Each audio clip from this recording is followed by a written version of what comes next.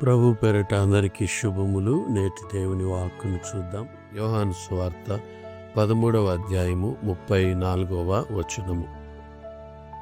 మీరు ఒకరినొకరు ప్రేమింపవాలనని మీకు క్రొత్త ఆజ్ఞ ఇచ్చుచున్నాను. నేను మిమ్మును ప్రేమించినట్టే మీరును ఒకరినొకరు ప్రేమింపవలెను. As I have had love for you, so are you to have love one for another. Have love one for another. So you have to love one for another. ప్రేమైన దేవుని బిడ్డలారా, సో ఒకరినొకరు ఎలా ప్రేమించుకోవాలి, ఎలాంటి ప్రేమ మనము కలిగి ఉండాలి అన్న సంగతి యేసు ప్రభుల వారు చెబుతూ ఉన్నారు. ఎలా ప్రేమించాలి, ఎలాంటి ప్రేమ మనం ఇతరుల ఎడల చూపించాలి అంటే ఒక సంగతి మనం గ్రహించాలి ప్రియులారా. ఈ లోకంలో ఏ నరమాతృడు మనకు మాదిరి కాదు, కానీ ఎవరి మాదిరిగా మనం ఉండనవసరం లేదు, కానీ మనము క్రీస్తు మాదిరిగా ఉండవలసిన వారమై ఉన్నాం. క్రీస్తు మనకు మాదిరి అని పేతురు భక్తుడు చెబుతూ ఉన్నాడు. సో ఈ లోకంలో మనుషులు, భక్తులు లేక గొప్ప గొప్ప ఆత్మ సంబంధమైన వ్యక్తులను మనం రోల్ మోడల్గా పెట్టుకోవాల్సిన అవసరం లేదు పిల్లరా. ఎందుకనగా మనుషులు గనక వారిలో ఏదో ఒక బలహీనతలు ఉంటాయి.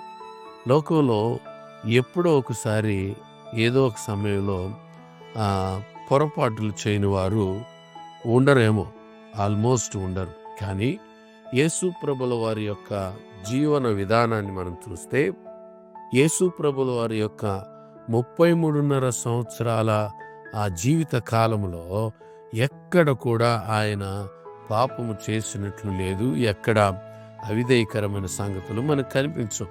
ఆయన పరిశుద్ధుడు, పవిత్రుడిగా, పుణ్యాత్ముడుగా సర్వమానవాళి పాపము కొరకు తన్ను తాను పుణ్యదాన బలిగా అర్పించుకున్నాడు ప్రియులారా.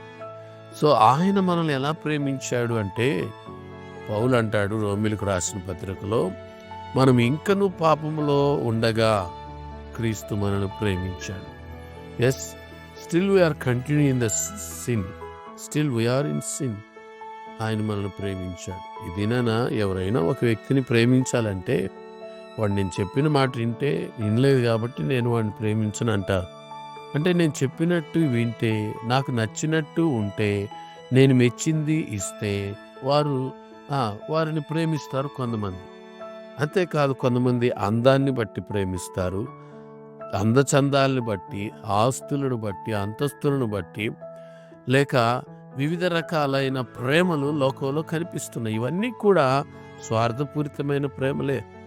సో వారికి ఏదో మన యొద్ద నుండి ఆశించి ప్రేమిస్తారు తప్ప నిజంగా మన యొద్ద నుండి ఏది ఆశించకుండా నిస్వార్థంగా ప్రేమించే ప్రేమలు లోకంలో ఆల్మోస్ట్ కనిపించవు పిల్లరా.